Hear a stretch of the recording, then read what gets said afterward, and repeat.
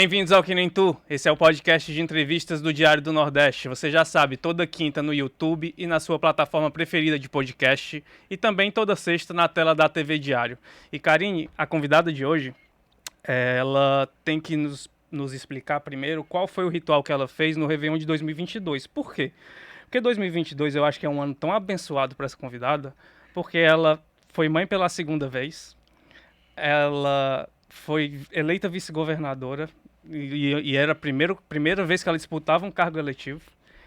E ainda, como torcedora, ela viu o time dela ir pela segunda vez para a Libertadores. Então, que ano mágico. Não, mágico demais, né? E aí a gente tá querendo saber, Jade, qual foi a cor da sua roupa? Qual foi a mandinga que você fez? Pois é, né? Nessa virada de ano, eu fui atrás da roupa. Não, vamos lembrar aqui qual era a roupa que eu estava vestida, porque a virada de 2021 para 2022 foi grande, né? Foi realmente uma grande mudança, né, na minha vida. Depois de 17 anos, né, ser mãe de novo e enfrentar esse grande desafio com um bebê pequeno, né, de topar, né, ser candidata a vice-governadora e ir para essa grande empreitada de 45 dias de campanha e conseguir, né, obter essa vitória, né, de uma forma muito bacana. Então foi uma grande virada. Eu não repeti a roupa porque que é para não virar de novo, né? Que é para agora só manter, né, o que a gente já conquistou, né, que já tá de bom tamanho, para que a gente também consiga, né, fazer um bom trabalho. Isso é que é o mais importante, dependendo da superstição. Mas todo torcedor, né, tem sua superstição. Eu vou já apertar para você, Alan, também qual é a sua superstição. Já soube, a Karine é pé quente também. Vou querer saber, né, também o que é que ela fez, que é para ela sempre ir nos jogos também, viu? Não vou revelar aqui seu segredo também, não. Jade, aqui a gente fala muito da história de vida dos nossos convidados, né, até para mostrar para quem está nos assistindo como os convidados, por mais que sejam grandes referências em diferentes temas, elas são pessoas comuns e que nem elas que nos assistem. E uma das perguntas lá do início mesmo da tua carreira, na hora ali que você, bom, eu vou estudar o quê? Me chama muito a atenção porque, vendo teu currículo, eu vi que logo lá em 2004, que eu imagino que tu ainda tinha nem 20 anos, né, por aí. Não vou entregar a idade não, né? Mas tinha menos. Tu já estava procurando estudar gestão pública. Sim. O que te leva a esse caminho, tão jovem, já tomar uma decisão nesse caminho? A minha história, né, de vida, ela está muito ligada à política, assim, desde criança, né? Desde muito pequena eu sempre tive esse vínculo, apesar de não ter nenhum familiar, né, na política.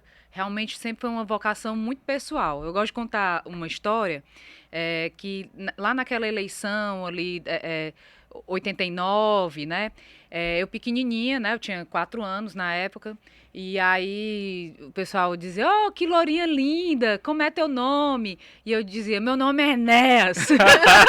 Porque eu já desde pequena, eu gostava de acompanhar o programa, o horário eleitoral, gostava de ler muito jornal, né? Lá em casa a gente sempre teve a assinatura do jornal físico e eu sempre acompanhei muito a parte de política e de economia, então era uma coisa sempre muito minha, né? Aí depois eu fui líder de classe na 4ª série, né? Que mudou agora um pouco, né? Na minha época era 4ª série. Fui líder de classe, participei de movimento estudantil, de grêmio estudantil, né? E eu já tinha desde 12, 13 anos muito firme, assim, que eu iria estudar, eu ia fazer ciências políticas, né? Então, o curso não existia aqui em Fortaleza, né? Só tinha na UNB na época, e era, assim, o meu grande sonho, né? E todo mundo sempre me fazia essa pergunta, porque geralmente, né, a pessoa, né, tem um vínculo familiar, alguém que se inspira, né? Não é o meu caso, né? Sempre foi uma coisa muito pessoal, uma vontade muito minha. E eu sempre participei desses movimentos, mas sabia também, sempre me vi querendo atuar, querendo servir as pessoas na administração pública, e eu sabia que para eu conseguir fazer isso com êxito, né, de uma forma eficiente, eu precisava também, além de militar, né, eu precisava estudar, né? E aí eu comecei a fazer o curso de Ciências Políticas, né? Foi quando eu engravidei, né? Que eu fui mãe na adolescência, e aí vieram também algumas dificuldades com isso, mas me formei, né? Tenho especialização, faço mestrado em administração pública, toda a minha vocação, a minha formação, tudo o que eu estudei e me dediquei na vida sempre teve muito ligado ao serviço público. E como foi a reação dos teus pais, assim, quando tu começou a enveredar por esse caminho? Eles entenderam, te deram apoio? Sim, eu sempre tive, né, assim, um apoio muito grande, né, da minha mãe, né, sempre, eu lembro, na quarta série, essa primeira vez que eu fui ser líder de classe, naquela época não tinha, né, os recursos que a gente tem hoje, obviamente. Então, ela me ajudou a fazer, sabe aquele cartaz que a gente fazia recortando as revistas, não sei se você que está aí nos acompanhando lembra disso, porque é um negócio meio antigo. Eu também acho que não é muito, assim, da época do Alan e da Karine, não, Não é. Mas antigamente, vocês que imprimem todos os seus trabalhos na impressora, tudo bem bonitinho, escolhe fonte, a gente não tinha muito essa prerrogativa, não. A gente recortava as letras, né, na revista, ou então fazia tudo à mão. E ela participava, né, desses processos, assim, comigo, e sempre me apoiou, e sempre respeitaram muito a minha decisão. Algumas vezes, né, tentavam mostrar algumas outras vocações, aptidões que eu tinha, né, Jade, vai fazer o curso de telemática do IFCE na época, né? Até ontem eu estive reunida com o reitor do IFCE e estava contando essa história para ele, né? E graças a Deus eu não passei, né, no curso, que aí enveredei, né, mais firmemente para essa questão da administração pública e da política. Mas eu sempre tive, né, esse suporte, né, dentro da família, e eles sempre acreditaram muito em mim, no meu potencial, mesmo sem ter, né, essa questão do hereditário, né, que muitas vezes fortalece muito a questão da família, né, da tradição familiar, né? ou mesmo em outras áreas, né, de dar sequência a um legado, né. Eu resolvi iniciar o meu próprio legado. Legal. E Jade, você falou que é curioso também que logo no início você envereda por militar na juventude, né? E é algo até bom de se observar, porque geralmente a política ela é vista, principalmente vida partidária, ela é vista de uma forma muito negativa. E às vezes muita gente não sabe que os partidos têm espaços de discussão e espaços de debate em relação a vários temas. E você foi para a juventude logo cedo. Sim. Imagino que porque você fazia parte da juventude, isso também foi feito. Mas tem um caso que você acabou de citar, que você foi mãe muito jovem também. Esse tipo de impacto na tua vida também te levou a enveredar para estudar e entender os direitos da juventude hoje? Assim, essa minha militância, né, eu gosto sempre de enfatizar que eu fui realmente uma militante, né, do movimento de juventude. Ele foi muito fortalecido dentro da pastoral da juventude, né? Eu sou marista, né? Estudei muitos anos no Colégio Cearense, e lá nós tínhamos uma série de projetos de protagonismo juvenil, né? E a gente tinha essa questão, né, da igreja muito forte como área de atuação para o serviço social, né? Para a prestação de serviços à comunidade. E com isso também essa minha participação no Grêmio me trouxe algumas reflexões, né? O Grêmio Estudantil, ele funcionava muito para a organização interna dos estudantes, mas eu sempre me perguntava o que é que a gente, enquanto Grêmio, enquanto pastoral, enquanto lideranças, né, de uma escola, o que é que a gente pode fazer também pelo entorno, né? E eu percebi que quando eu precisava ultrapassar, né, os muros da escola, um dos caminhos era, assim, né, militar partidariamente, né, porque os partidos têm esses espaços de discussão das políticas, e era uma forma também de ser ouvida, né. A gente sabe que essa faixa da juventude de 15 a 29 anos é uma idade de incertezas, né, de incertezas em relação à entrada no mercado de trabalho, a conseguir estudar aquilo que se sonha, né, de incerteza a uma série de questões, né, principalmente quando a gente vive em meio a dificuldades econômicas, como a gente tem vivido, né, e muitas vezes essas ideias, né, esses anseios, né, precisam ser ouvidos. Eu acho que eu era, assim, um pouco das porta-voz desses anseios, né, dos anseios que estavam ali dentro da escola, mas que também representavam anseios dos jovens, né? E acho que, né, eu tinha, junto com outros amigos, né, posso citar aqui o Paulo Robson, por exemplo, que é meu amigo de escola, de Grêmio, que é uma grande liderança, né? Já era um líder também na escola e hoje está no ramo empresarial e é um grande líder também na área dele. E outras pessoas que vieram desse protagonismo e enveredaram para as mais diversas áreas e eram vozes da juventude e hoje também são vozes dos mais diversos setores.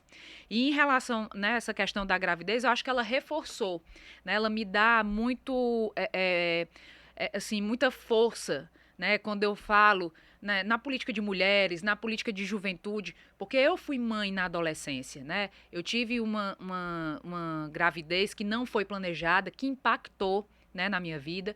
Na época eu estudava, né?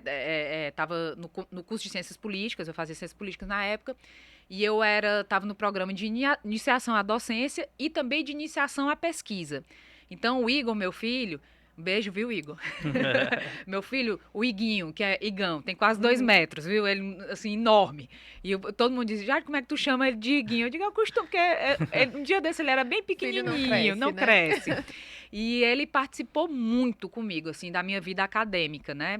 Muitas vezes eu não tinha com quem deixar, então o Igor fazia relatório comigo na universidade, assistia aula comigo, era uma batalha, né? Era todo dia uma grande batalha a ser vencida para conseguir manter os estudos. Então, assim, eu sei dessa dificuldade e sei como uma gravidez, né, desse tipo impacta principalmente na vida da mulher.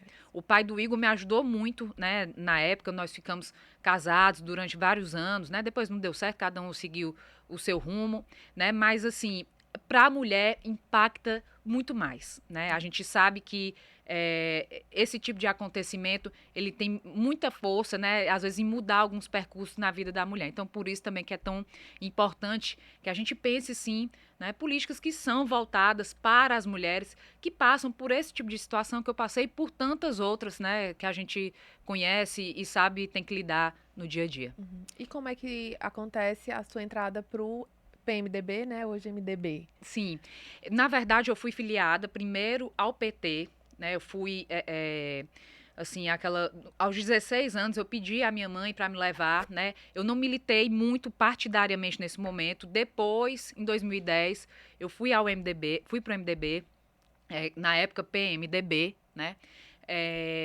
Muito incentivada pelo movimento de juventude, né? Tive também uma oportunidade de trabalhar, né, no partido, então foi onde foi me dado uma porta, né, para que eu pudesse atuar, militar, dizer aquilo que eu pensava e também trabalhar, né, dentro da política, que era algo que eu sonhava muito. Então, o MDB, né, me abriu as portas, foi lá que eu também militei nacionalmente, né, tive à frente de vários movimentos nacionais, junto com os outros estados, inclusive nesse processo de escolha, né, para que eu fosse a candidata a vice-governadora, eu tive apoio, né, dos partidos do MDB em todo o país e de outros partidos também, que é uma relação que a gente realmente sempre construiu, né? Eu saí da juventude do MDB por conta da questão cronológica, obviamente, e também, né, por uma decisão de que novas lideranças precisavam ser formadas e ter o espaço que eu também tive, né, para a formação e para que eles também pudessem seguir, né, o caminho. E tem uma coisa que é muito bacana, das pessoas da juventude, do partido, na época, né? Hoje, nós temos 2 vice-governadores. Tem eu aqui no estado do Ceará e tem o Gabriel Souza, que também foi da nossa juventude, que é vice-governador do Rio Grande do Sul, né? Então, a gente vê aí pessoas que participaram desses movimentos ganhando, né, destaque, podendo efetivamente transformar tudo aquilo que muitas vezes era sonho, tido como um sonho, com a capacidade agora de realizar, de fazer, né, de fazer virar realidade e de ajudar outras pessoas. Como é que era a influência política do Eunício na tua trajetória, Jade? Porque você trabalhou até com ele como Sim. assessora parlamentar, né? Imagino que é ali que você também percebe muita coisa em relação a como é um trabalho de alguém com um cargo eletivo. Sim, ele me abriu as portas, né, do partido, né? Então eu tive a oportunidade de estar mais perto, né? Por meio da época que ele foi ser candidato ao Senado, né? Essa abertura de porta se deu muito por conta dos meus posicionamentos no Twitter na época, né? Então eu fazia algumas análises políticas, eu estava num outro rumo assim da minha vida, eu estava mais ligada nessa época aos projetos do terceiro setor, né? Atuando com algumas entidades, alguns organismos buscando, né? Fazendo escola de governo também nessa época. E aí eu usava o Twitter como uma ferramenta para essa vocação que eu sempre tive e eu gostava de comentar. E ele e algumas outras pessoas do partido viram esses comentários e abriram essa porta para que eu começasse, né, a atuar de uma forma mais incisiva, digamos assim, dentro do partido. E isso me deu, né, muita vivência, né? Eu fui funcionária do Senado, né? Eu participei, né, de várias convenções partidárias, seja aqui no estado do Ceará, rodei muito o estado do Ceará, né? Antes mesmo de ser candidata a vice-governadora, eu conheço bem o nosso estado, andei nos municípios e tudo isso me foi, né, dado por essas oportunidades, né, dentro do partido. Lógico que eu também, né, sempre lutei muito, sempre estudei muito, né, para que quando chegasse a oportunidade, né, eu estivesse preparada. Sonhei muito também várias vezes em ser candidata, ser, não ser, né? A gente sabe que tem algumas incertezas aí, mas eu tenho muita gratidão, assim, pelo partido, pelas lideranças, né, que sempre acreditaram, né, em mim e que hoje a gente consegue, né, também ser espelho, né, para outros jovens líderes, né, acho que concretizar, né, esse sonho, né, esse grande sonho, essa grande vontade de estar ao lado das pessoas, né, se candidatando, eu acho que isso também serve muito como um espelho para os jovens líderes, né, que estão sendo formados e que estão vindo não só no nosso partido, mas em outros partidos, ou aqueles também que não estão filiados, né, muitas pessoas também que a gente sabe que a gente vem passando por uma constante mudança, né? Então, nós temos também muitos jovens que não acreditam mais, né, na política, nos partidos, né? Então, é também função nossa fazer com que a política seja, né, volte a ter crédito junto às pessoas, junto aos jovens, né? A gente muito daquilo que a gente sonha em fazer tem que ser feito por meio da política, né? E da política com P maiúsculo. Eu acredito muito que aqui no nosso estado a gente tem uma nova geração. Dá para ver, se a gente for ver hoje, né, as pessoas que estão aí no centro, né, do poder, são pessoas que vêm de uma nova forma de fazer política, sempre muito direta, muito franca, né, muito objetiva, sempre com muita verdade. E eu acho que esse modelo é o modelo que a gente vai encontrar um caminho também para que a gente fortaleça, né, atraia pessoas boas, os jovens, para perto da política, para que a gente possa dar aí continuidade a esse trabalho. O PMDB sempre foi enxergado como um partido, né, Jade, que as pessoas às vezes tinham dificuldade de entender, porque é um partido que tem uma diversidade de lideranças muito diferentes entre elas. Quando eu falo isso, eu vou citar exemplos que, assim, o mesmo partido que tem nos seus quadros o Ulisses Guimarães, teve também Eduardo Cunha e alguns outros nomes muito diferentes sobre como se pensa o país, como se pensa a política. Em algum momento nessa tua trajetória pelo partido, e ali no começo, quando tu escolheu, não, eu vou me filiar ao PMDB, esse tipo de questão passou pela tua mente, para tu refletir como enxergava o partido? Assim, se a gente for analisar os partidos brasileiros, né, assim como se a gente for analisar também outras instâncias de poder, nós vamos encontrar pessoas boas, com as quais a gente se identifica, e pessoas com as quais a gente, digamos, para não ser muito dura, a gente não se identifica tanto assim, né?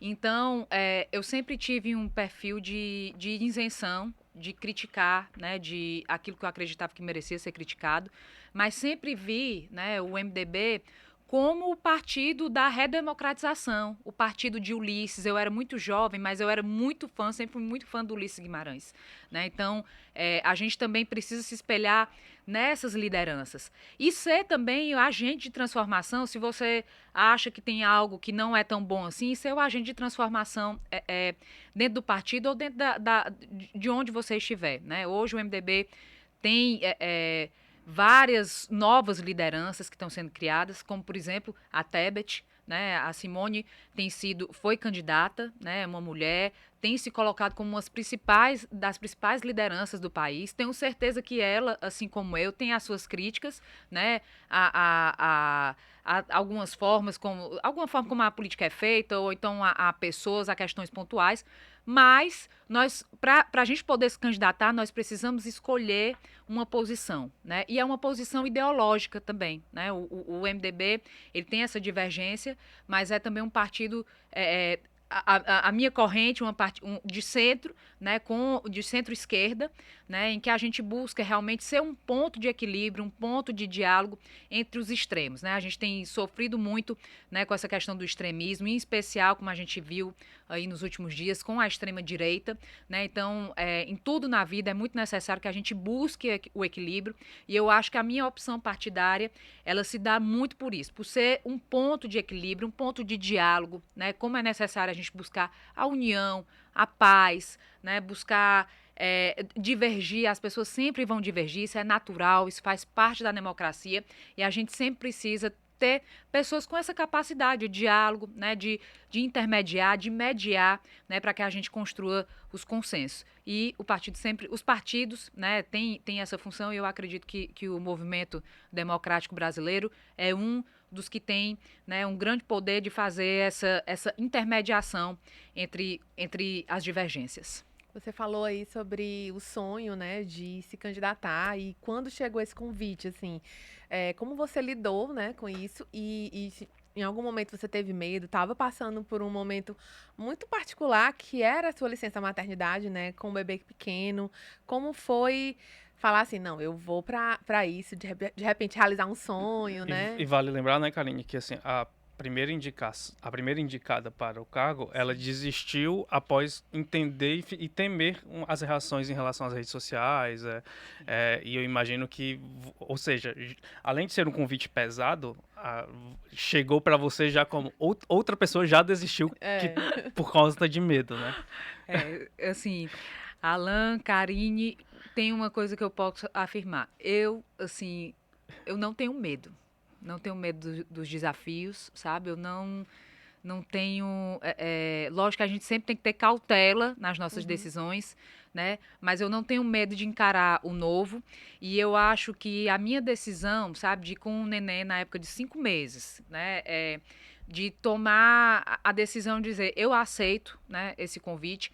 Na época, a nossa chapa estava em 3º lugar, né? Então, era mais desafiador ainda, e eu agarrei essa oportunidade com unhas e dentes, né, com uma possibilidade, inclusive, né, de que outras mulheres, né, lógico que isso, infelizmente, não são todas que podem, né, porque você tem que ter uma rede de apoio também para conseguir fazer o que eu fiz, mas de mostrar também, inspirar outras mulheres que a gente pode fazer tudo aquilo que a gente deseja. Eu posso ser esposa, posso ser mãe, posso ser vice-governadora, posso ser jogadora de futebol, como eu já fui, jogadora de futebol de areia, meio perna de pau, mas eu tentava.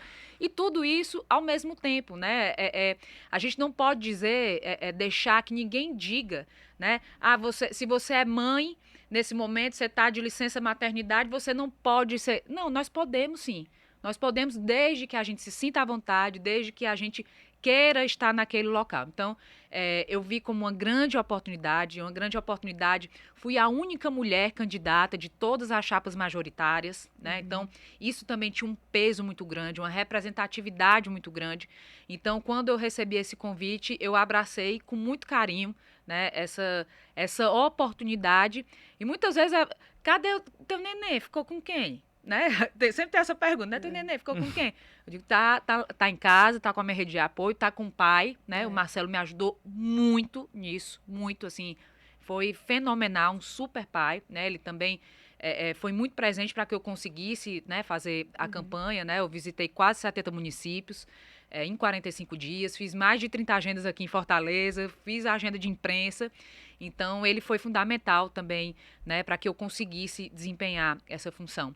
Mas, assim, eu repito, assim, eu sou muito corajosa, sabe? Eu sou de desafio, eu gosto de receber esses desafios, assim, para fazer acontecer, sabe? Eu acho que isso inspira outras mulheres, né? A gente... se inspira em tantas mulheres fortes, né? Vou citar uma aqui, como, por exemplo, a doutora Socorro França, né? Para mim é motivo de muito orgulho. Ontem a gente teve uma reunião de secretariado e a doutora Socorro é minha colega secretária também, né? Faz parte do mesmo governo. A gente já tinha atuado juntos também quando eu era secretária executiva do esporte. Então, eu acho que é essa questão, sabe, de mulheres fortalecendo outras mulheres, enfrentando desafios, independente de onde esteja a sua vida pessoal. É possível que a gente consegue conciliar, e eu acho que só as mulheres conseguem, viu, fazer tudo isso ao mesmo tempo. Quem é mulher sabe, eu né? Tenho certeza. Tenho certeza. Das inúmeras funções que a gente tem capacidade, a gente consegue dar conta e com qualidade daquilo que a gente se compromete a fazer. E Jade, assim, falando sobre essa questão de gênero, né? Porque eu acho que foi um ponto muito forte nessas últimas eleições, assim, um ponto que ia e voltava muitas vezes, inclusive pontuou o secretariado, né, nessa nova gestão, de tentar dar um equilíbrio da metade ser composta por homens, outra metade de mulheres, né? Mas, assim, a política, ela é um espaço muito machista, né? Como o esporte, o futebol, por exemplo. Esses dois ambientes que você passeia por eles, né? Assim, você já passou por algum momento, assim, que você sofreu com esse machismo de que forma você pensa em torná-lo menos agressivo para as mulheres desses ambientes, né? Esse é um grande desafio, né? A gente vive, eu convivo com esses meios, né, que são dominados pelos homens, né? Que é a política, né? E o Marcelo também no futebol, né? Eu não atuo no futebol, mas a gente está sempre perto ali, já fui secretária executiva do esporte, sim, né? São meios que são... A maioria são de homens, né? Mas a sociedade como um todo, né, ainda precisa evoluir muito, né, na questão da mentalidade, né, na equidade salarial de mulheres, né, no respeito às mulheres, até porque a nossa participação, seja na vida pública, seja no esporte, onde quer que seja, ela não pode ser uma concessão masculina. Não é o homem que está deixando a mulher participar. Esse é um espaço nosso, conquistado, de direito, né? Nós mulheres somos maioria chefes de família, né? A gente já está no centro das decisões. Então, por que nós não merecemos ganhar o mesmo tanto que os homens desempenhando a mesma função? Né? Então, assim, são questões que é realmente uma desconstrução de uma mentalidade. Se a gente for se rememorar há 100 anos atrás, as mulheres nem votavam. Né? Então, a gente vem numa constante evolução da mentalidade. É importante também convocar os homens, né, para essa questão, que os homens também estejam cientes, né, também lutem por essa equidade de gênero, né, lutem também pelo fim da violência contra a mulher. Né? Os homens são nossos aliados também nessas questões. E eu quero também destacar a articulação, né? Na verdade, a ideia da paridade de gênero foi do próprio governador Elmano. Ele, um dia na campanha, ele disse: Jade, nós vamos montar um secretariado paritário. E eu fiquei super feliz, né? Olha, a gente tem paridade de gênero, né? Foi a única chapa. Então, né, a gente era só chapa de candidatos, né? A gente tinha paridade de gênero e a gente já tinha um compromisso também de fazer um secretariado com paridade, né? E ele fez toda a articulação, né? E colocou as mulheres nas maiores pastas, com os maiores orçamentos, né, no centro da decisão realmente de políticas importantes.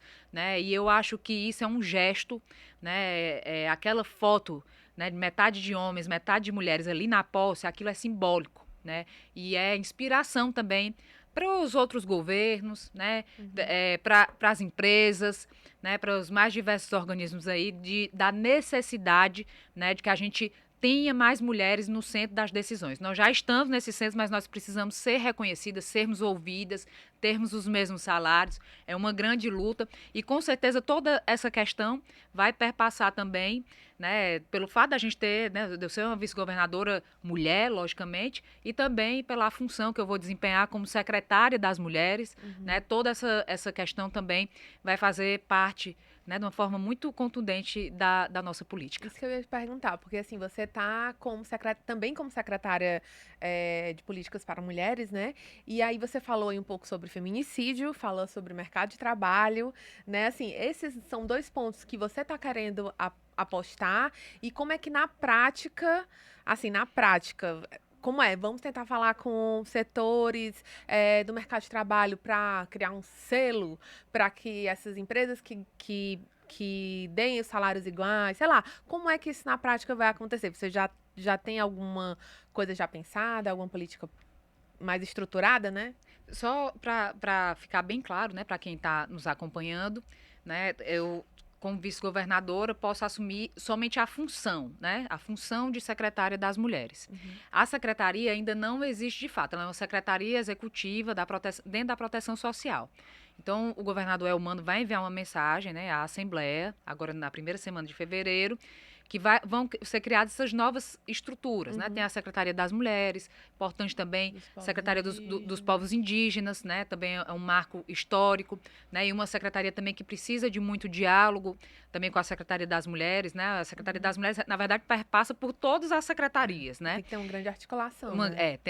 E não é à toa, né, que o governador Elmano me confiou essa responsabilidade, né? Eu acredito que tocar essa política de mulheres pela vice-governadora tem um peso simbólico, né, muito importante, né, de como essas políticas são prioritárias, né, para o nosso governo. Então, a gente está nessa fase de montar essas políticas, né, e eu quero fazer isso de uma forma muito participativa, né, tenho ouvido os mais diversos setores. Por exemplo, você agora na sua pergunta, você acabou fazendo uma proposição que pode ser uma boa ideia para que a gente tenha, né, na secretaria, né, de reconhecer as empresas que promovem esse tipo promovem a equidade salarial, né, que empregam mulheres, que possam também empregar mulheres vítimas de violência, né, porque a gente sabe que quebrar o ciclo de violência está fortemente ligado com a autonomia financeira dessa mulher, né? Muitas vezes ela volta para aquele ciclo de violência por não ter condição de se sustentar, de sustentar os seus filhos. Então, é muito importante também que a gente crie geração de renda, geração de oportunidades para essas mulheres, né? Essa política ela não pode ter só uma frente, né? A gente tem que atuar nas mais diversas áreas. Atuar no combate, né, no combate à violência contra a mulher, mas dar também para essa mulher oportunidades. E também fazendo um diálogo, né, sobre a questão da saúde da mulher também, que são questões muito próprias, né? A gente sabe que alguns municípios, né, ainda enfrentam dificuldades, são exames especializados, né, consultas especializadas. A gente também quer poder estar mais perto dos municípios para oferecer de uma forma melhor, né, interiorizar também esses serviços, né, tem a questão das mulheres empreendedoras, né, enfim, de tantas, são mulheres que vivem os mais diversos desafios no dia a dia, as mães, né, que precisam das creches, que precisam da escola em tempo integral, né, que precisam ter muitas vezes um local para poder amamentar, né, dentro do trabalho, né, para que não deixem de amamentar. Enfim, são vários os desafios e a gente quer poder fazer um diálogo muito amplo para fazer uma política séria, né, nas mais diversas frentes e sempre atuando assim, de uma forma coordenada, né, com as demais secretarias, sensibilizando, né, os gestores, né, os gestores, as gestoras, para que a gente possa sempre lembrar, né, das mulheres cearenses que lutam, né, para sobreviver, que são chefes de família, muitas estão endividadas com as questões do dia a dia, né, para conseguir manter o sustento dos seus filhos. Então, que a gente possa sempre ter esse olhar atento a todos os cearenses, né, o governo é de todos os cearenses, mas eu acredito que a gente teve um peso muito grande, né, por ter uma mulher quando a gente se candidatou, e esse peso ele está sendo devidamente recompensado agora às mulheres cearenses que nos confiaram também, né, essa missão, dando, né, colocando a Secretaria das Mulheres, dando a prioridade para essa política. Aliás, Jade, dentro ainda muito dessa discussão que a gente está tendo sobre como a política é um ambiente machista, logo quando se especulou que o seu nome poderia ser indicado à candidatura, eu, como torcedor do Fortaleza, né, a primeira coisa que eu pensei foi assim, meu Deus, será que ela vai sofrer algum tipo de retaliação pela relação Com o futebol. com o futebol, Com o pelo time. casamento com o Marcelo Paes? Isso passou por algum momento na sua cabeça? Ou o que aconteceu Ou também. se aconteceu, né? Pode... Se aconteceu, eu não vi, não. Não chegou até mim, não. Mas eu acredito que não. Como o meu nome já tinha meio que uma adesão, né, dos internautas, já tinha campanha, né? Eu já tinha sido, já estava meio que testada, né? Quando anunciou, foi só alegria.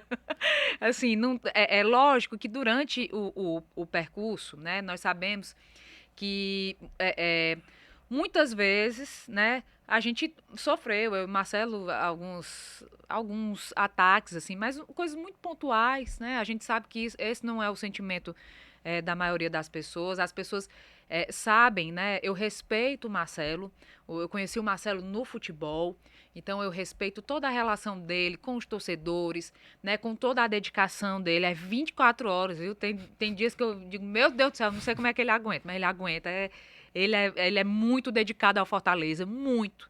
Então, assim, e eu respeito, eu apoio, eu estou do lado dele e isso é recíproco, né? Ele respeita as minhas decisões, ele me conheceu na política, então ele está ali do meu lado enquanto pessoa, né? E é muito importante, né? Sempre a gente destacar que são escolhas pessoais e, obviamente, eu não fico... Às vezes o pessoal vai me perguntar, né, Jade? Tu sabe quem é que vai ser contratado, né? O Marcelo tá contratando quem? Aí, assim, lógico que de vez em quando eu sei, né? Eu escuto uma conversa, outro, pergunto pra ele e tal, e eu não posso dizer. Mas eu não faz parte da vida dele, né? Eu não me intrometo nesses assuntos, né? Ali é a vida dele. E também não digo pra ninguém quem é que ele tá contratando. Nem me pergunte, viu? Que eu não digo. Não digo. E isso acontece também, né? Do respeito dele em relação à minha profissão, em relação às minhas decisões, dessa separação, né? Nós dois estamos juntos por afinidades pessoais, de família, né? A gente, assim, tem uma família linda, né? Eu quero, assim, poder construir ainda muitas coisas com o Marcelo, mas as nossas decisões profissionais ali, aqui no campo pessoal, a gente tem absoluto respeito. E eu imagino que ele, todo dia, alguém deve perguntar a ele, ei, Marcelo, você já sabe o que o governo do estado pensa sobre o futuro do Castelão? Certamente. É algo natural, né? Natural essas questões. São naturais. E você falou que conheceu o Marcelo no futebol. Aí era quando você estava como secretária de esportes? Como foi, assim? Eu era como torcedora do Leão? Não, olha, eu vou dizer uma coisa. Não foi bem pela secretaria. Foi um dia, né? Assim, lá na secretaria, era meio assim, a gente ficava meio assim de dizer por quem que torcia, né? E aí, já para quem está acompanhando, né? Para não dizer, eu vou logo dizendo para vocês, porque não tem reserva nesse assunto. O Elmano torce Ceará, viu? O Elmano torce Ceará. Então tem paridade de gênero e paridade futebolística, certo? Então, inclusive, muitas vezes, eu ali na campanha, eu dizia, aí, Elmano, aqui o teu time, ele o teu. Tá? Eu ficava ali meio que implicando, né? Um com o outro, que é normal, né? Claro. Da rivalidade dos dois times, né? Mas sempre, obviamente, com muito respeito. Então, essa questão... Vale, eu esqueci o que é que tu tinha me perguntado. O que foi Como é mesmo? que vocês se conheceram? Como é que surgiu o romance? Foi. Vale, meu Deus do céu. Eu fui falar da paridade de futebolística, esqueci. Esqueci essa parte tão importante da nossa vida, da pergunta. Quem nos apresentou... Sim, tinha essa questão de não dizer muito para quem torcia para tal time e tal. Então, eu ficava de uma forma muito discreta. Mas o Carlos Silva, que é radialista, né, meu amigo, pai de uma das minhas melhores amigas, chegou para mim e disse assim, Jade, mandou um WhatsApp para mim, tu já viu essa camisa do Fortaleza, como tá bonita? Tá chegando teu aniversário. Aí eu disse para ele, aproveite e compra pra mim, me dê de presente. Aí ele, muito sabido, né, não queria gastar, né, não queria... Foi e pediu ao Marcelo, né, Marcelo, a secretária tá querendo uma camisa do Fortaleza. Aí o Marcelo também... Muito mala, né? Muito sabido, né? Muito... Ela tá solteira. Aí o Carlos Silva disse, tá. Aí quando passou uns dias, o Carlos Silva... Olha, você vai ganhar um presente, não sei o quê. E eu na na minha, né? Tudo bem. Aí ele me deu essa camisa, a gente começou a conversar e tal, assim. Aí o tempo foi passando, né? Ele realmente é muito bom de lábia, né? Os torcedores sabem disso, né? Porque ele consegue fazer cada negócio aí que eu digo, rapaz, eu vou dizer uma coisa, viu? Tu se garante mesmo. Porque tu é bom. E, né, trouxe naquela época o Sene, né? Aí eu digo, realmente a lábia do homem trouxe até o Sene. Quem dirá me conquistar. E então, assim, a gente começou, né? Eu digo sempre que namoro de gente mais velha, né? Já vira logo casamento, né? Então a gente sempre teve muitas afinidades. E aí depois também veio a pandemia, né? E a gente foi muito assim, se apoiou muito nesse momento, um ao outro, né? Foi um momento muito difícil para ele, né? Diminuição dos recursos jogos, nos clubes né? de futebol, né? A dificuldade, precisava demitir gente, né? Porque não tinha mais receita para pagar as pessoas. Então, o Marcelo sempre muito preocupado, sem saber muitas vezes o que fazer, né? Eu o vi, assim, sempre buscando, né, pessoas que pudessem ajudar o clube para não demitir ninguém, não demitiu ninguém durante a pandemia, conseguiu manter, né, aquelas famílias. E até hoje, né, às vezes quando eu vou a algum evento do clube com ele, as pessoas chegam para mim e dizem, Jade, eu sou muito grata ao seu marido, a Toinha, né, que é uma mulher icônica dentro do Fortaleza, né, a Toinha tem quase 60 anos só de Fortaleza, né, assim, um baluarte, né, e uma mulher, né, que também sempre teve no meio muito masculino, resistindo, né, há tantos anos, né, trabalhando num clube de futebol, e ela é uma das que fala, Jade, eu tenho muito orgulho do Marcelo, porque o Marcelo, no momento mais difícil das nossas vidas, segurou aqui a onda, não demitiu ninguém, e isso foi muito importante para que a gente conseguisse manter, né, a nossa família. Então começou lá atrás, né? Com uma camisa. Com uma camisa. E o Sene? Não, e o Carlos Silva, porque o Carlos Silva, aí ele toda hora ele diz para todo mundo, olha, eu sou padrinho do casal, e ele é mesmo, ele é bom cupido, viu? Ele fez um bom negócio. Foi bom o casamento. Já de voltando para a época da campanha, tem, como eu até falei no começo, lembrei, né, que foi o primeiro cargo eletivo que tu disputou. Até antes da gente gravar, a gente estava conversando sobre as diferenças de correria e de loucura que é uma vida agora como vice-governadora e a loucura que é também uma campanha eleitoral. Mas tem alguma história na campanha, durante as tuas andanças que vocês percorreram o Ceará em poucos dias, né? Alguma história de pessoas que você viu ali, de alguma vivência, alguma realidade que você viu e que te deixou e que te marcou muito nesse período? Bem, tem, assim, a campanha, né, ela é muito intensa, né, e ela dá uma energia, né, pela conexão que você consegue fazer, né, com as pessoas, né, então, para mim foi um momento muito especial, né, e eu quero poder, lógico que a gente sabe que a gente precisa fazer a política no gabinete, né, mas a gente precisa também sempre estar perto das pessoas, porque é ali que você ouve, né, é ali que você vê, né, como é que as pessoas estão vivendo, né, de uma forma mais forte, e aquilo tudo impacta, né, impacta nas nossas vidas. Tem histórias que são emocionantes, tem histórias engraçadas, né, e a gente vive de uma forma muito, assim, muito forte, né, aquele sentimento da eleição.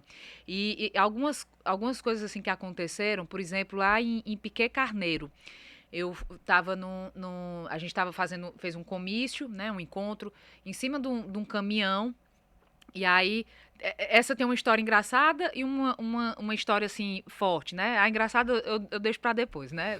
Na hora que eu desci do caminhão, eu vi um para-atleta de jiu-jitsu, um adolescente com paralisia cerebral, né, na cadeira de rodas, todo com kimono, tinha acabado de chegar do jiu-jitsu. E quando eu desci, que eu vi o para-atleta, né, para quem não acompanhou, assim, né, não me conhece ou não acompanhou a minha história, quando eu fui secretária executiva do esporte, uma das principais pautas, assim, que eu encampei, que eu coloquei, assim, embaixo do braço mesmo, foi do esporte paralímpico, né? Que eu tenho uma afinidade, né? Uma vontade de que se expanda, assim, é muito emocionante, né? Tem histórias de vida, assim, sensacionais, né? E eu quero poder dar ainda mais visibilidade para o esporte paralímpico do nosso estado. E quando eu desci do caminhão e vi aquele para-atleta, primeiro eu vi como um sinal.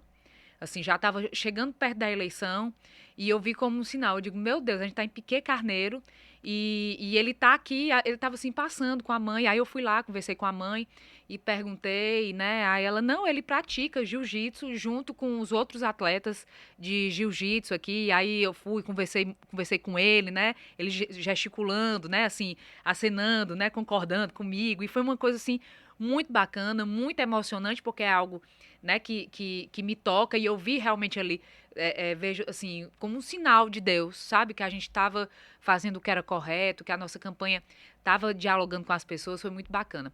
E uma outra história também que eu contei, assim, algumas vezes, que me tocou muito, muito, foi aqui no Cristo Redentor, né, aqui em Fortaleza, uma caminhada que eu fiz com a Lia, nossa primeira dama, uma senhora, assim, de 70 para 80 anos, chegou para mim e disse, olha, Jade, eu vou votar Lula, vou votar Camilo, vou votar Elmano, porque eu tenho um sonho. E aí, quando ela falou em sonho, né, na nossa perspectiva, vem mil coisas na cabeça. E ela disse qual era o sonho dela. O sonho dela era conseguir voltar a tomar um copo de leite por dia.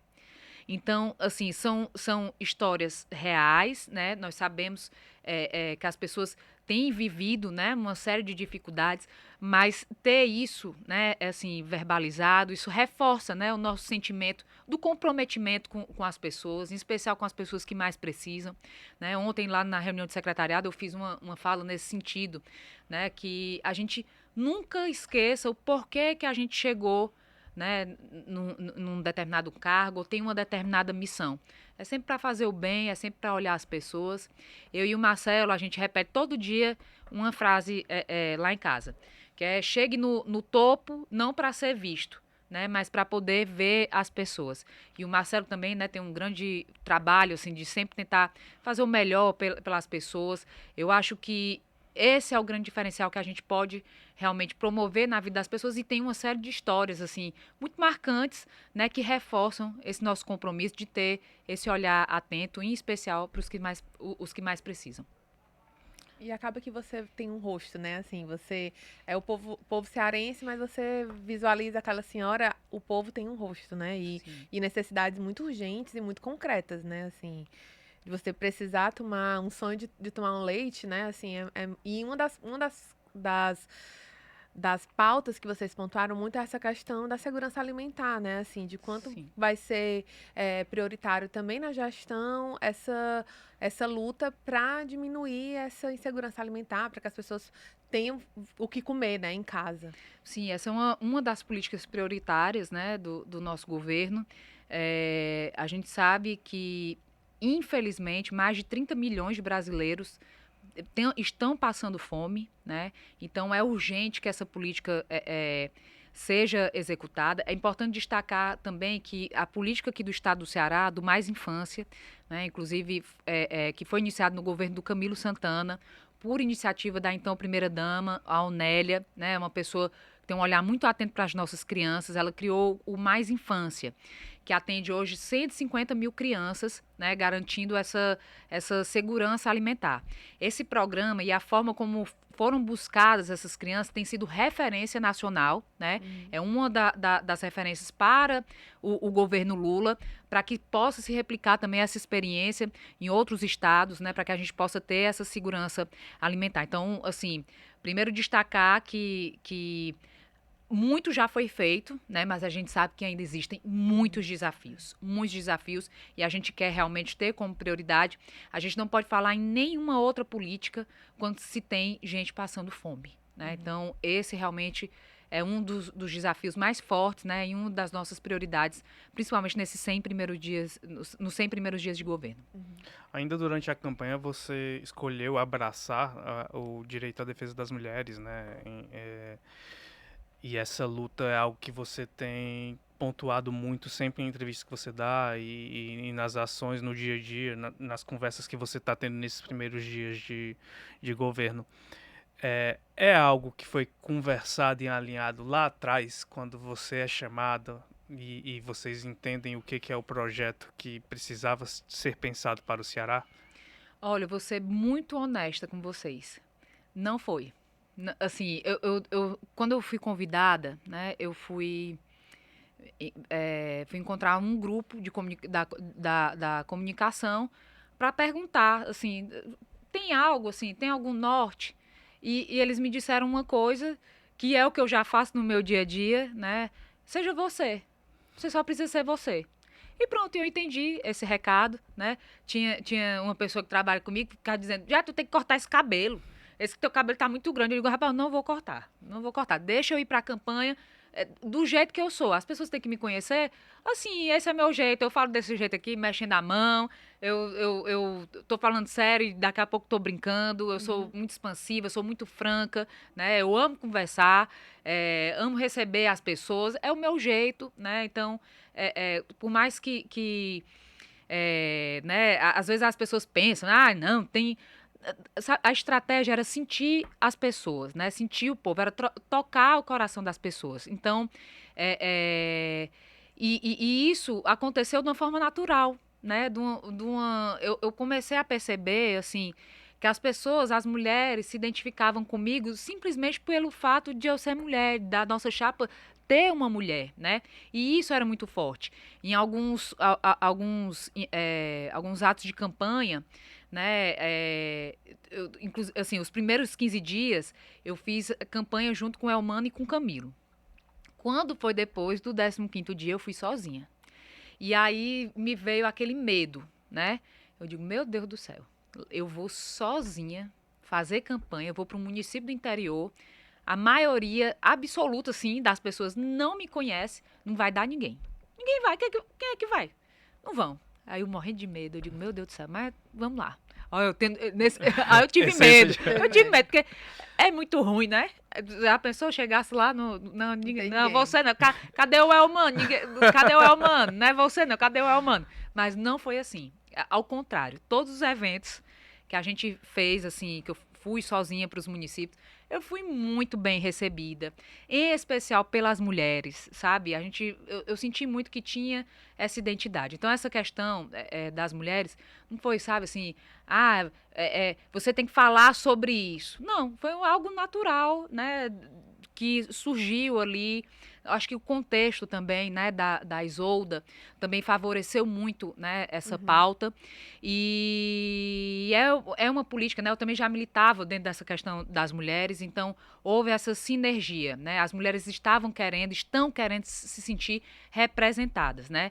E naquele momento, no momento de campanha, a gente fez esse diálogo, teve, né, essa representatividade, e agora eu tenho a responsabilidade, né, uma grande responsabilidade de corresponder, né, tudo isso que foi, toda essa energia feminina que teve na campanha e que agora, né, nós temos que ter, e nós temos na vice-governadoria e na Secretaria das Mulheres. E você sucede na vice-governadoria, né, Jade, alguém que teve um protagonismo muito grande durante o tempo que a gente esteve no cargo, que foi a Isolda, né? Isso também te traz um peso, assim, que você pensa, não, eu também preciso ser uma vice atuante, uma vice que quero deixar minha marca nesses 4 anos. Sim, é sempre desafiador, né, suceder alguém competente, alguém reconhecido por aquilo que faz, né, ex-governadora Isolda, né, hoje nossa secretária executiva do Ministério da Educação, né, tem um vasto legado, né, tem uma contribuição muito forte na educação, né, então sempre foi uma grande responsabilidade, né, poder suceder alguém que fez tanto, né, que tem esse reconhecimento, né, nessa área, e sempre fazendo honrando, né, esse legado que a gente precisa manter e fazer ainda mais, mas sempre também pontuando que a Isolda tem uma história de vida, tem uma atuação, né? Eu tenho muita honra em poder sucedê-la, mas também tem uma outra história de vida, né? Um outro tipo de atuação, e tenho certeza que a gente vai sempre trabalhar, né, para corresponder, né, para sempre manter o nível e poder fazer ainda mais. Mas o sarrafo é lá em cima. Depois, o serviço depois da Isolda é desafiador. É demais. E já estava falando aí da história do cabelo. Como é que é ser uma vice-governadora nesses tempos de WhatsApp, de figurinhas, de memes, assim, você recebia figurinhas suas, recebia fotos, recebia meme? Aliás, eu coleciono figurinhas do Marcelo Paes, né? E uma das minhas preferidas, é ela e o Marcelo e a Jade dançando forró lá no MST. Eu também tenho essa. Eu também tenho essa figurinha. E tenho algumas outras, né? E eu gosto muito de usar as figurinhas do Marcelo, porque o Marcelo tem uma coleção assim, tem umas, eu mando pra ele mesmo. Quando eu quero responder ele, meu Deus do céu, tu não tem jeito. Eu digo, se comunica com figurinha, né? Com a própria figurinha dele. Tem uma que faz o Pix. Ele manda pra CBF e eu mando pra ele. Então, assim, é atípico, né? Uhum. Mas eu sempre tentei encarar com muita naturalidade. Isso faz parte da própria... É uma nova linguagem, né? É a linguagem do meme, da figurinha. Isso faz parte, né, ali do dia a dia. Desde que não seja pejorativo, né? Que não atinja a honra das pessoas, né? Que aí já parte para uma outra seara. Então, eu sempre recebo muito bem, me mando de vez em quando uma ou outra figurinha minha, mas o Marcelo é campeão em figurinha, nem se compara. As figurinhas dele são as melhores mesmo. Você fez bem em ter um pack Marcelo Paes. São boas. Mas tem algumas circunstâncias assim que acontecem que são muito próprias pelo fato de ser uma mulher e também em tempos de internet, né? E uma delas que eu chama muita atenção, né? E quem também me ajuda a acompanhar as minhas redes sociais também percebe isso, é em relação às roupas, né? Porque você tem que ser competente, você tem que trabalhar muito e tal, mas você também tem que ser bem vestido, não pode estar bem vestido e as pessoas perguntam, de onde é a tua roupa? Ai, gostei desse sapato. E às vezes também criticam. Na campanha, teve uns dias, assim, que eu tive que dar, assim, algumas entrevistas, uma atrás da outra, aí também tinha umas críticas, sabe? Meu Deus do céu, hoje tu tá acabada. Umas coisas assim, sabe? Umas coisas bem... Então assim, tem um peso, né, também, assim, de um cuidado, né? E às vezes também de um pouquinho de excesso de cobrança em relação, né? A questão da imagem, né? E isso é meio que inevitável, né? Mas eu acho que é uma construção que a gente está fazendo para que a gente olhe as pessoas pelo que elas são, pelo caráter, pela capacidade delas de fazer, né? E não pela forma como se veste ou pela tribo, né, que se identifica, né, para que a gente não possa julgar ou enquadrar as pessoas, né? As pessoas são muito mais do que aquilo que a gente vê. Muitas vezes eu vi também, por exemplo, críticas essa loura, não sei o quê.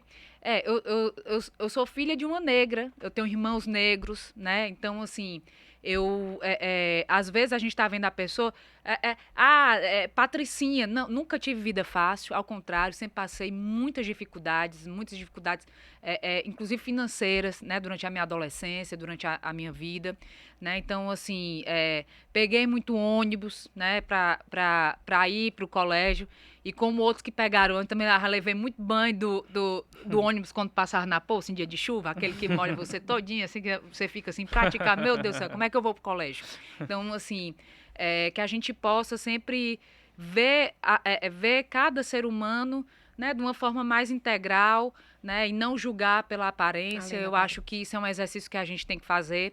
As pessoas vão muito além daquilo que a gente está vendo, né? Então, é sempre importante que a gente tenha a empatia, né, essa capacidade de enxergar o que é mais importante, que é o coração, o que a pessoa faz, o que ela sente, né? Enfim, eu acho que esse é um desafio para todos nós. Já a vantagem do Que Nem Tu, né, é porque nos dá a liberdade pra gente perguntar sobre o WhatsApp da vice-governadora, porque assim, jamais a Jéssica Elma, nossa apresentadora do Ponto Poder, o Inácio Aguiar, com terno, vinha aqui e perguntava à vice-governadora qual, por exemplo, o grupo mais poderoso de WhatsApp que você tem. É um que tem você, o Camilo e o Elmano, ou não, é outro?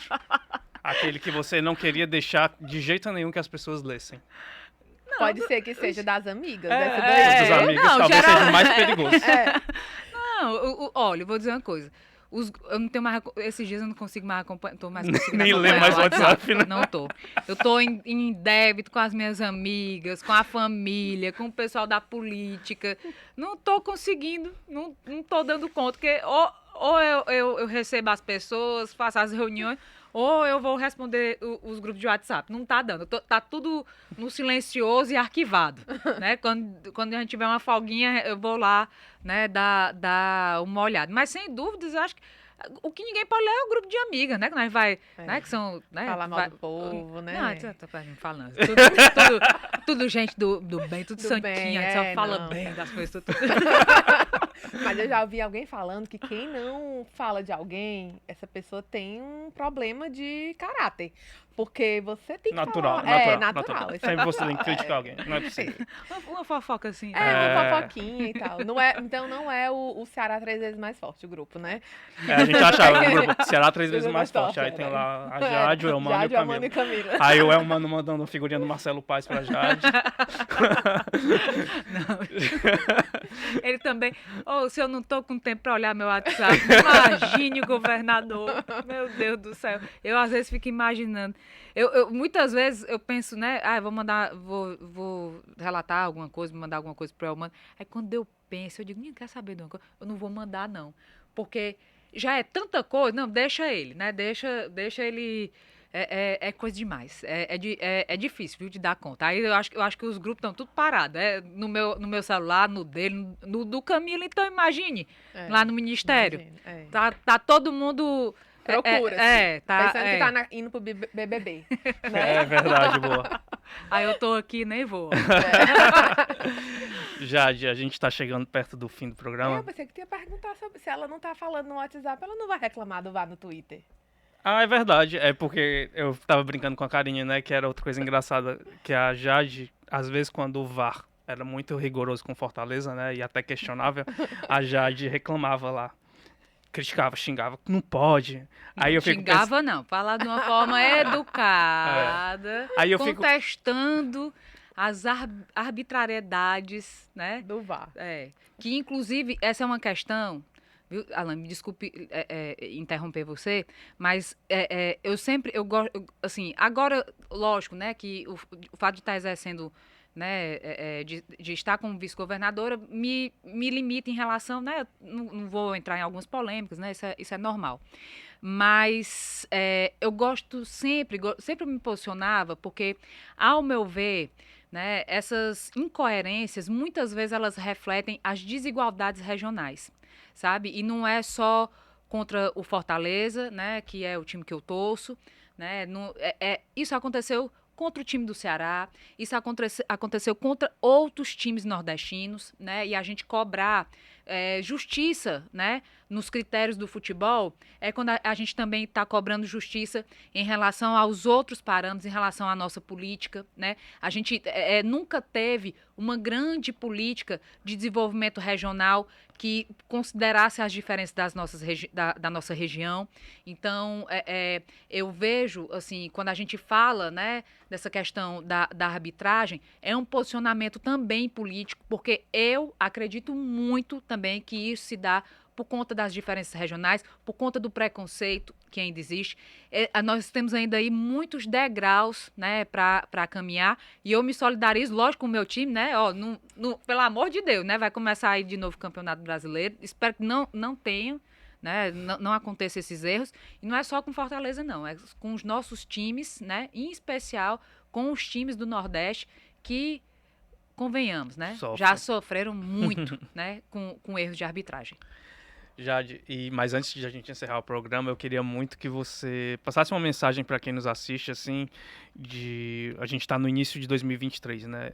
Você está há pouco tempo no cargo, mas imagino que você já tenha algo na sua mente que é qual a mensagem que você quer deixar lá no fim do ano pro povo cearense, né? Pro povo cearense.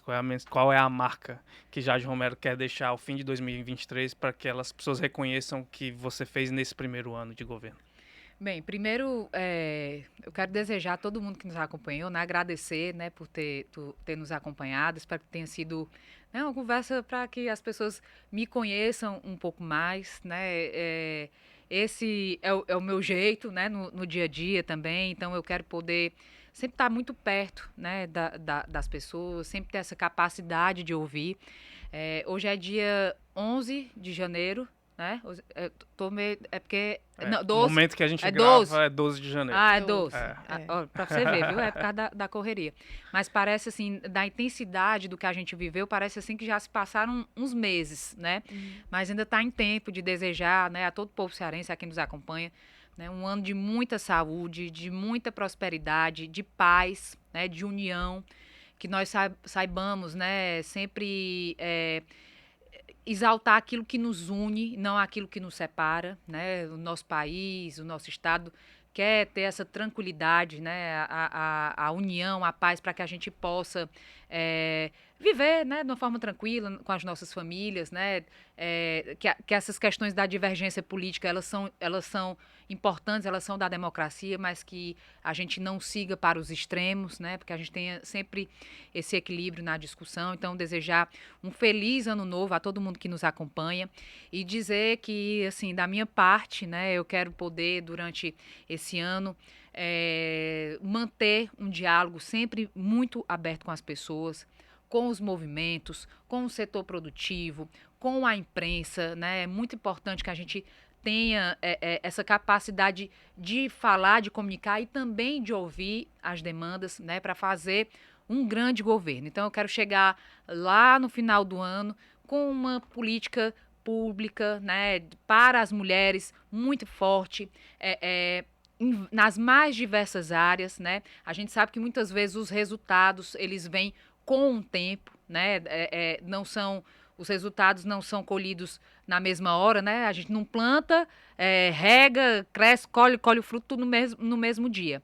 Mas todas as sementes que a gente planta, tudo aquilo que a gente faz, né, de uma forma séria, prospera e depois a gente colhe os resultados. Então, eu quero, né, que esse ano a gente consiga, né, fazer todo esse planejamento e implementar uma política muito séria para as mulheres e também algumas outras políticas que eu vou tocar lá na vice-governadoria, né? É importante, eu vou atuar em duas frentes, né? Tem a Secretaria de Mulheres, mas a gente vai ter também uma coordenadoria de inovação no serviço público dentro da vice-governadoria, que também é um objetivo que eu tenho junto com o Elmano, né? Que é de facilitar o acesso do cidadão aos serviços públicos, né? Utilizar a tecnologia para desburocratizar, né? Para dar mais eficiência à gestão pública, né? A gente sabe que essa é uma resposta também que as pessoas querem, né? As pessoas querem pagar um imposto, então querem ter facilidade para acessar aquele boleto do imposto, né? E outras conseguir compreender, né, a linguagem fácil. Até aproveitar para parabenizar o nosso laboratório Íris, que faz um trabalho fantástico nesse sentido. Eu estive lá na semana passada. Então, é também meta da gente conseguir fazer uma transformação digital no governo. E eu vou estar aí ao lado do Elmano também, imbuída também desse desafio, né? Então, são muitos desafios, mas eu acredito que ao lado das pessoas, né, sempre com muita humildade, né? A humildade ela é muito importante para que a gente construa uma política séria, uma política necessária, aquilo que é realmente necessário para o povo.